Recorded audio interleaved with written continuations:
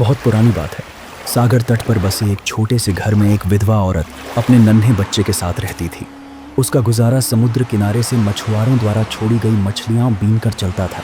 एक दिन जब वह मछलियां चुन रही थी, तभी दूर एक जहाज ने लंगर डाला और उसमें से कुछ आदमी किनारे की ओर आए। उनके हाथों में दूरबीनें थीं और वे लंबे लंबे डग भरते हुए उस औरत की ओर बढ़ने लगे। गरीब औरत ने डर से मछलियां वहीं छोड़ दीं और अपने बच्चे को सीने से चिपकाकर भयभीत निगाहों से आते हुए लोगों को देखने लगी। एक मोटा सा बूढ़ा आदमी जो शक्ल सूरत से कप्तान लगता था, दूरबीन से इधर उधर देखकर बोला, हमसे कितनी भारी गलती हुई, कोहरे और धुंध की वजह से गलत जगह पर उतर पड़े। यह वह जजीरा नहीं है। खैर, आओ उस औरत से पूछें। वह औरत के पास आया और नरमी से बोला, बहन, क्या तुम यहीं कहीं रहती हो? जी, मैं यहीं पास ही एक छोटे से मकान में रहती हूँ। औरत ने झिझकते हुए जवाब दिया और वापस जाने के लिए मुड़ी। कप्तान ने उसे रोककर पूछा, क्या यहाँ कोई शहर है? हमें कुछ खरीदना है।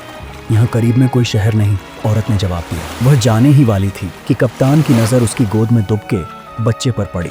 उसने बच्चे को गौर से देखकर कहा, आह, कितना प्यारा बच्चा है। यह बड़ा होकर बहुत बहादुर और समझदार मल्लाह बनेगा। ए औरत, क्या ये तेरा बच्चा है? इसका बाप कहाँ है? यह सुनते ही औरत की आंखों से आंसुओं की झड़ी लग गई। वह हिचकियां लेते हुए बोली, इसका बाप इसके पैदा होने से पहले ही मर गया। इतना कहकर वह जोर जोर से सिसकने लगी। बूढ़े कप्तान ने सिर हिलाया, जैसे उस पर गहरा असर हुआ हो। वह बच्चे को फिर से देखकर बोला, गरीब औरत, मुझे डर है कि अगर यह बच्चा तुम्हारे पास रहा तो वह नहीं बन सकेगा जो इसे बनना चाहिए। अगर तू अपने बच्चे से सच्ची मोहब्बत करती है और चाहती है कि यह बड़ा होकर दुनिया में अपना नाम बनाए, तो इसे मुझे दे दे। मैं इसे अपने बच्चे की तरह पालूंगा। इसके बदले तू जितनी चाहे दौलत ले सकती है। माँ ने अपने बच्चे को मोहब्बत भरी निगाहों से देखा, फिर उसे सीने से लगाकर बोली, नहीं नहीं, मैं अपने बच्चे को किसी कीमत पर नहीं दे सकती। दुनिया में सिर्फ यही मेरा सहारा है।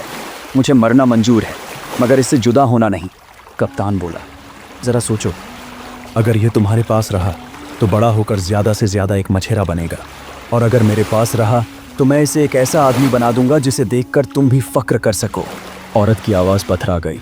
एक तरफ बच्चे की ममता थी और दूसरी तरफ उसके बेहतर भविष्य की आशा। कप्तान का चेहरा मेहरबान और भरोसेमंद लग रहा था।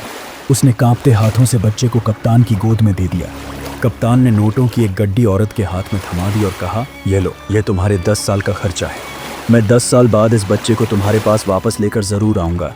तुम किसी किस्म की फिक्र मत करना। यह कहकर वह उतनी ही तेज़ी से वापस चला गया जितनी तेज़ी से आया था। माँ बहुत देर तक किनारे पर खड़ी हसरत भरी निगाहों से जाते हुए जहाज़ को देखती रही, और जब वह नज़रों से ओझल हो गया तो आहिस्ता आहिस्ता घर वापस लौट आई। 18-20 साल बीत गए। वह नन्हा बच्चा अब एक जवान नौजवान बन चुका था। बूढ़े कप्तान ने उसका नाम रशीद रखा था। रशीद ने यह सारे साल उसी जहाज़ पर बिताए थे। उसने जहाज़ पर ही होश संभाला था। अपनी दिलचस्पी और बूढ़े कप्तान की तालीम ने उसे कम उम्र में ही मल्लाही के सारे गुर सिखा दिए थे। बूढ़ा कप्तान उसकी बहादुरी और अक्लमंदी को देखकर दिल ही दिल में मुस्कुराता।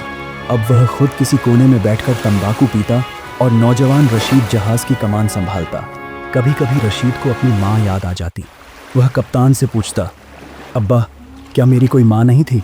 कप्तान कहता, तुम्हारी माँ थी और बहुत नेक और शरीफ औरत थी।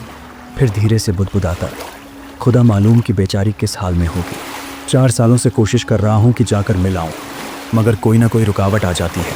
जहाज़ जिस बड़े सौदागर का था, उसके पास 7 जहाज़ों का बेड़ा था। एक दिन जहाज़ सामान बेचकर वापस लौटा तो बूढ़े सौदागर ने कप्तान को बुलाया और कहा, मेरे दोस्त, मेरी उम्र 80 साल है। मैंने ज़िंदगी में करोड़ों कमाए, मगर मेरी एक ख्वाहिश अधूरी रह गई है, और वह है औलाद।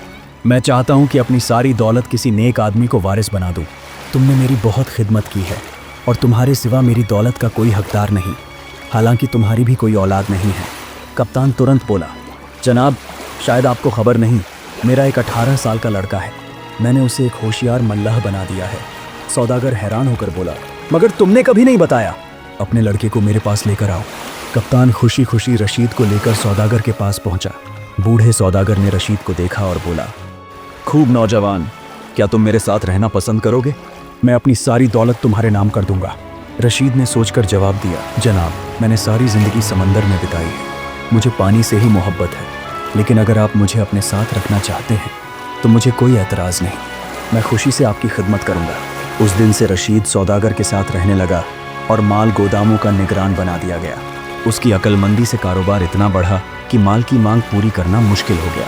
गोदाम खाली थे और जहाज अभी लौटे नहीं थे। रशीद ने सौदागर से कहा, अगर आप इजाज़त दें तो मैं खुद जहाज लेकर जाऊं और जल्द से जल्द माल लेकर वापस आऊं। बूढ़ा दिल से नहीं चाहता था, मगर रशीद की जिद के आगे झुक गया। रशीद का जहाज समुद्र की लहरों को चीरते हुए आगे बढ़ रहा था कि अचानक एक भयानक तूफान आ गया। समुद्र की लहरें 40 फुट ऊंची उठने लगी और जहाज कागज की नाव की तरह डोलने लगा। बहादुर रशीद ने अपना हौसला नहीं खोया, लेकिन इस उथल पुथल में सभी जहाज बिछड़ गए। रशीद का जहाज मशरिक की तरफ बहता चला गया। सुबह तूफान थमा तो एक द्वीप नजर आया। रशीद ने जहाज वहीं रोककर किनारे पर उतरने का फैसला किया। किनारे पर उसने देखा कि कुछ लोग एक बूढ़े की लाश को पीट रहे हैं।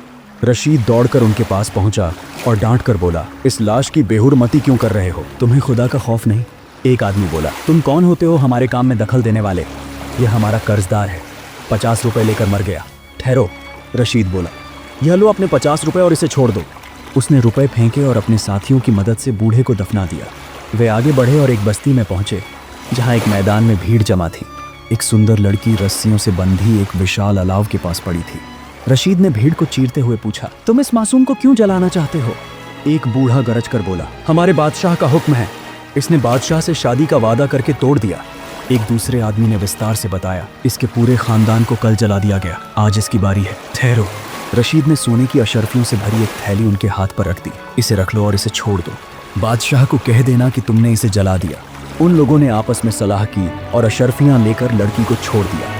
लड़की ने कृतज्ञ भरी नजरों से रशीद की ओर देखा और पूछा, तुम कौन हो? रशीद ने अपना परिचय दिया और बताया कि वह कोयला लेकर मिस्र जा रहा है। लड़की हैरान होकर बोली, कोयला? इस द्वीप के लोग कोयले के लिए अपनी जान दे देंगे। वे तुम्हें उसके बदले सोना देंगे।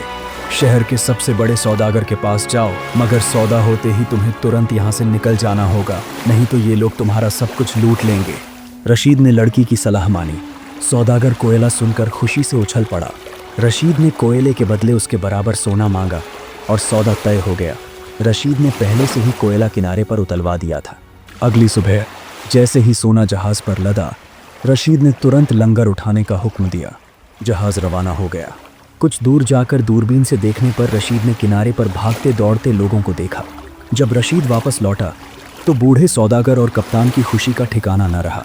सौदागर ने लड़की का खूब स्वागत किया, मगर रशीद ने देखा कि वह हमेशा उदास रहती है। आखिरकार उसने पूछ ही लिया, क्या बात है? क्या तुम कहीं जाना चाहती हो? लड़की बोली, हाँ, पहले तुमने अपने काम के लिए सफ़र किया, अब क्या तुम मेरे काम के लिए हस्पानिया जाओगे? रशीद हंसकर बोला, तुम पर मेरा एहसान है, ज़रूर जाऊंगा। लड़की ने उसे एक कोट, एक अंगूठी और 2 किताबें दी और समझाया, हस्पानिया पहुंचकर इतवार के दिन यह कोट पहनकर शाही गिरजा घर जाना। वहाँ पादरी के पास 3 कुर्सियाँ हैं, 2 सोने की, 1 चांदी की।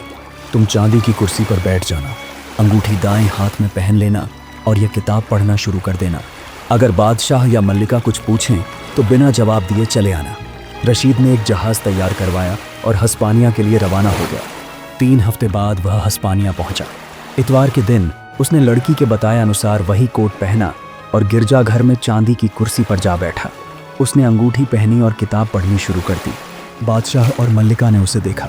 देखते ही देखते मल्लिका की आंखों से आंसू बहने लगे और वह रो पड़ी। रशीद बिना कुछ बोले उठकर बाहर चला गया। शाम को महल में बुलावा आया। बादशाह और मल्लिका ने उसका स्वागत किया। खाने के दौरान मल्लिका ने पूछा, नौजवान, सच सच बताना, क्या वह कोट, अंगूठी और किताब तुम्हें किसी लड़की ने दी थी? जी हाँ, रशीद ने कहा। मल्लिका फफक कर रो पड़ी। वह कहाँ है? मेरा दिल कह रहा है वह मेरी बेटी है। रशीद ने पूरी कहानी सुनाई।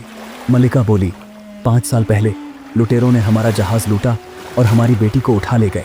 तुम्हारे पास जो चीज़ें हैं वह उसी की हैं। नौजवान, तुम जल्दी वापस जाओ और उसे लेकर आओ। मैं वादा करती हूँ तुम्हारी शादी उससे कर दी जाएगी। बादशाह के दरबारियों को यह सुनकर बहुत गुस्सा आया कि एक अजनबी शहजादी से शादी करेगा। उन्होंने रशीद के साथ जा रहे कप्तान को रिश्वत देकर रशीद को मारने का आदेश दिया। जब जहाज़ वापस हस्पानिया आ रहा था तो रशीद ने एक खूबसूरत द्वीप देखा और उसे निहारने के लिए उतर गया। मौका पाकर कप्तान ने लंगर उठा लिया और जहाज़ छोड़कर चला गया। रशीद द्वीप पर अकेला फंस गया। दिन बीतते गए। रशीद के कपड़े फट गए, बाल और नाखून बढ़ गए।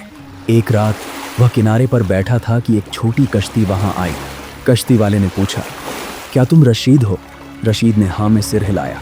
अपने वतन जाना चाहोगे या हस्पानिया? हस्पानिया, रशीद ने कहा। मल्लाह ने उसे बचा लिया और हस्पानिया पहुंचा दिया, यह कहते हुए कि बदले में बाद में मांगेगा। रशीद ने अपना हुलिया संवारा और सीधे महल पहुंचा। शहजादी, बादशाह और मल्लिका की खुशी का ठिकाना न रहा। कप्तान की सारी साजिश धरी की धरी रह गई। थोड़े दिनों बाद रशीद और शहजादी की धूमधाम से शादी हुई। रशीद कुछ समय हस्पानिया रहकर अपनी दुल्हन के साथ अपने वतन लौट आया। बूढ़े सौदागर ने अब सारा कारोबार उसे सौंप दिया और खुद ईश्वर भक्ति में लीन हो गया। और इस तरह बहादुर और दयालु रशीद ने न सिर्फ अपनी पहचान पाई, बल्कि एक राजकुमारी का हाथ पाकर और एक साम्राज्य का वारिस बनकर अपनी माँ को भी एक सम्मानजनक जीवन दिया। प्यारे दोस्तों, ये कहानी आपको कैसी लगी? कमेंट्स में अपनी राय का इजहार ज़रूर कीजिएगा। हमारे चैनल को सब्सक्राइब कर दीजिएगा। वीडियो देखने का बहुत बहुत शुक्रिया। कहानी समाप्त।